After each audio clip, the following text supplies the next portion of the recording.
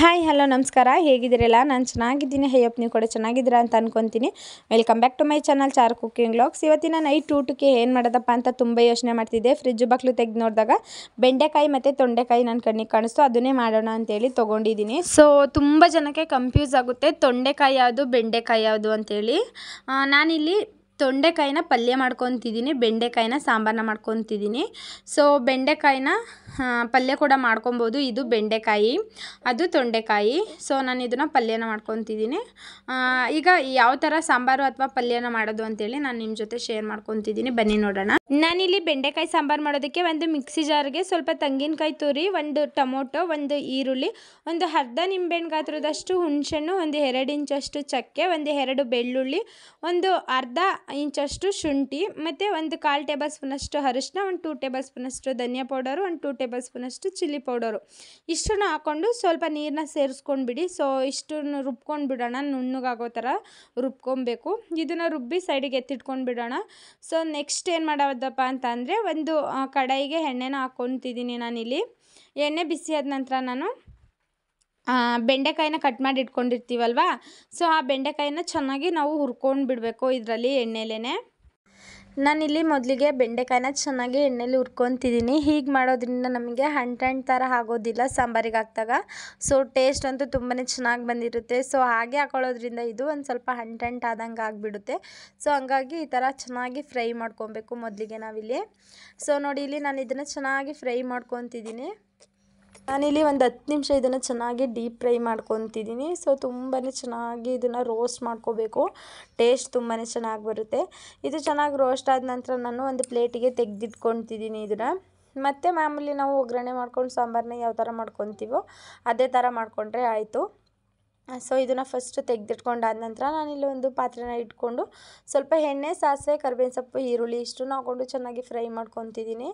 ಇದನ್ನು first fry ಮಾಡ್ಕೊಂಡಾದ ನಂತರ ನಾನು ಇಲ್ಲಿ ರುಬ್ಬಿಟ್ಕೊಂಡಿರೋಂತಹ ಮಸಾಲೆನ ಹಾಕ್ಕೊತಿದ್ದೀನಿ.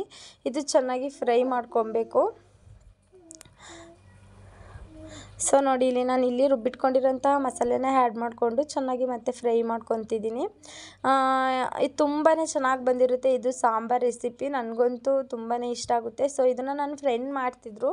ಸೊ ನನಗೆ ಗೊತ್ತಿರಲಿಲ್ಲ, ನಾನು ಅವ್ರನ್ನ ಕೇಳಿಕೊಂಡು ಆವಾಗ ಫಸ್ಟ್ ಒಂದು ಸಲ ಏನೋ ಮಾಡ್ಕೊಂಡಿದ್ದೆ, ತುಂಬ ಚೆನ್ನಾಗಿ ಬಂದಿತ್ತು. ಸೊ ಆವಾಗಿಂದ ನಾನು ಇದನ್ನು ಮಾಡ್ಕೊತಿದ್ದೀನಿ. ಇದು ನಮ್ಮ ಮನೆಯವ್ರಿಗೆ ಅಂತ ತುಂಬಾ ಇಷ್ಟ ಈ ಸಾಂಬಾರು ಅಂತಂದರೆ. ಸೊ ಹಂಗಾಗಿ ನಾನು ಇದನ್ನು ಮಾಡ್ಕೊತೀನಿ ಯಾವಾಗ್ಲೂ. ನಾನಿಲ್ಲಿ ಯಾವುದಕ್ಕೆ ಬೇಕೋ ಆವದಕ್ಕೆ ನೀರನ್ನ ಸೇರಿಸ್ಕೊಂಡು ರುಚಿಗೆ ತಕ್ಕಷ್ಟು ಉಪ್ಪನ್ನ ಹಾಕ್ಕೊಂಡು ಇದನ್ನು ಮಿಕ್ಸ್ ಮಾಡಿಕೊಂಡು ಚೆನ್ನಾಗಿ ಕುದಿಯೋಕೆ ಬಿಟ್ಬಿಡೋಣ. ಇದು ಚೆನ್ನಾಗಿ ಕುದ್ದಾದ ನಂತರ ನಾನಿಲ್ಲಿ ಹುರಿದಿಟ್ಕೊಂಡಿರೋಂತಹ ಬೆಂಡೆಕಾಯಿನ ಹಾಕ್ಕೊತಿದ್ದೀನಿ. ನೋಡಿ, ಇಲ್ಲಿ ಚೆನ್ನಾಗಿ ಇದು ಕುದಿಯೋಕೆ ಬಿಟ್ಬಿಡೋಣ. ಸೂಪರಾಗಿರುತ್ತೆ ಸಾಂಬಾರು ರೈಸ್ ಜೊತೆ ಅಂತೂ. ಇದ್ರ ಜೊತೆಗೆ ಸ್ವಲ್ಪ ಉಪ್ಪಿನಕಾಯಿ ಅಥವಾ ಹಪ್ಪಳ ಇದ್ದರೆ ಇನ್ನೂ ಚೆನ್ನಾಗಿರುತ್ತೆ. ಸೊ ಒಂದು 2 ಗುಗ್ ಜಾಸ್ತಿನೇ ಹೋಗುತ್ತೆ ಒಳಗಡೆ.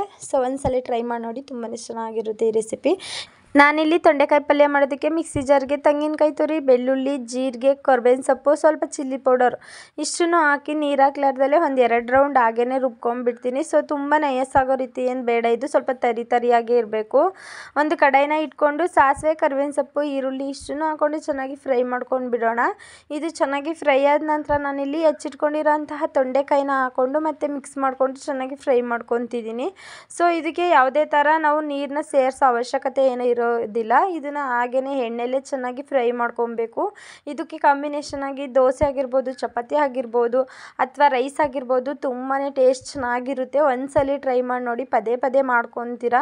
ಸೊ ಇದು ಯಾವುದ್ರ ಜೊತೆನಾದರೂ ತುಂಬಾ ಚೆನ್ನಾಗಿರುತ್ತೆ. ಒಂದ್ಸಲಿ ತಿಂದ್ಬಿಟ್ರೆ ಮತ್ತೆ ಮತ್ತೆ ತಿನ್ನೋಣ ಅಂತ ಅನಿಸುತ್ತೆ ಆಗಿರುತ್ತೆ. ಸೊ ಇದಕ್ಕೆ ರುಚಿಗೆ ತಕ್ಕಷ್ಟು ಉಪ್ಪು, ಸ್ವಲ್ಪ ಅರಿಶಿನ ಇಷ್ಟನ್ನು ಹಾಕ್ಕೊಂಡು ಮತ್ತೆ ಮಿಕ್ಸ್ ಮಾಡ್ಕೊತಿದ್ದೀನಿ ನಾನಿಲ್ಲಿ.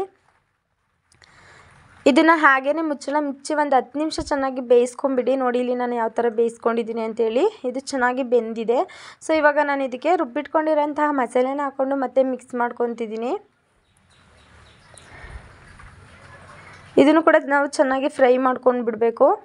ಇದಕ್ಕೆ ಯಾವುದೇ ಥರ ನೀರನ್ನ ಆ್ಯಡ್ ಮಾಡ್ಕೊತಿಲ್ಲ ನಾನು, ಹಾಗೇ ಚೆನ್ನಾಗಿ ಫ್ರೈ ಮಾಡ್ಕೊತಿದ್ದೀನಿ. ಟೇಸ್ಟ್ ಅಂತೂ ನೆಕ್ಸ್ಟ್ ಲೆವೆಲ್ ಅಂತಲೇ ಹೇಳ್ಬೋದು, ಅಷ್ಟು ಚೆನ್ನಾಗಿರುತ್ತೆ, ತುಂಬಾ ರುಚಿಯಾಗಿರುತ್ತೆ. ಒಂದ್ಸಲ ಟ್ರೈ ಮಾಡಿ ನೋಡಿ, ತುಂಬಾ ಇಷ್ಟ ಆಗುತ್ತೆ ಎಲ್ಲರಿಗೂ. ನೋಡಿ ಇಲ್ಲಿ ನಾನು ಇವಾಗ ಚೆನ್ನಾಗಿ ಫ್ರೈ ಮಾಡ್ಕೊಂಡಿದ್ದೀನಿ ನಾನು ಇದನ್ನು. ಸೊ ಇದು ಚೆನ್ನಾಗಿ ಫ್ರೈ ಆಗಿದೆ. ಸೊ ಇವಾಗ ಇದು ಆಯಿತು, ಫುಲ್ ಆಗಿದೆ. ಇದಾದ ನಂತರ ನಾನು ಇವಾಗ ರೈಸಿಗೆ ಇಟ್ಕೊಳ್ತಿದ್ದೀನಿ. ಸೊ ಅನ್ನನ ಮಾಡಿಕೊಂಡು ಪಲ್ಯ ಮತ್ತು ಸಾಂಬಾರು ಜೊತೆ ಬ್ಯಾಟ್ ಮಾಡಿದ್ರೆ ಸೂಪರಾಗಿರುತ್ತೆ ಕಾಂಬಿನೇಷನು. ಸೊ ಈ ವಿಡಿಯೋ ನಿಮಗೂ ಕೂಡ ಇಷ್ಟ ಆಯಿತು ಅಂದ್ಕೊತೀನಿ. ಪ್ಲೀಸ್ ಈ ವಿಡಿಯೋ ನಿಮಗೂ ಕೂಡ ಇಷ್ಟ ಆಗಿದೆ, ಪ್ಲೀಸ್ ನನ್ನ ಚಾನಲ್ನ ಇನ್ನೇ ಯಾರೆಲ್ಲ ಸಬ್ಸ್ಕ್ರೈಬ್ ಮಾಡ್ಕೊಳ್ದಲ್ಲೇ ನೋಡ್ತಿದ್ದೀರಾ ಅವರೆಲ್ಲ ಪ್ಲೀಸ್ ನನ್ನ ಚಾನಲ್ನ ಸಬ್ಸ್ಕ್ರೈಬ್ ಮಾಡ್ಕೊಳ್ಳಿ. ಸೊ ನನಗೆ ತುಂಬಾ ಸಪೋರ್ಟ್ ಮಾಡಬೇಕು ನೀವು ಅಂತಲೇ ಹೇಳ್ತಾ, ಸೊ ಇವತ್ತಿನ ವ್ಲಾಗ್ ಇಷ್ಟ ಆಗಿತ್ತು, ನಿಮಗೂ ಕೂಡ ಇಷ್ಟ ಆಯಿತು ಅಂದ್ಕೊತೀನಿ. ಇಷ್ಟ ಆಗಿದ್ರೆ ಪ್ಲೀಸ್ ಒಂದು ಲೈಕ್, ಕಮೆಂಟ್, ಶೇರ್ ಮಾಡೋದು ಮಾತ್ರ ಮರಿಬೇಡಿ. Thank you for watching. Bye bye. ಮತ್ತೆ ಸಿಗ್ತೀನಿ ನಾಳೆ.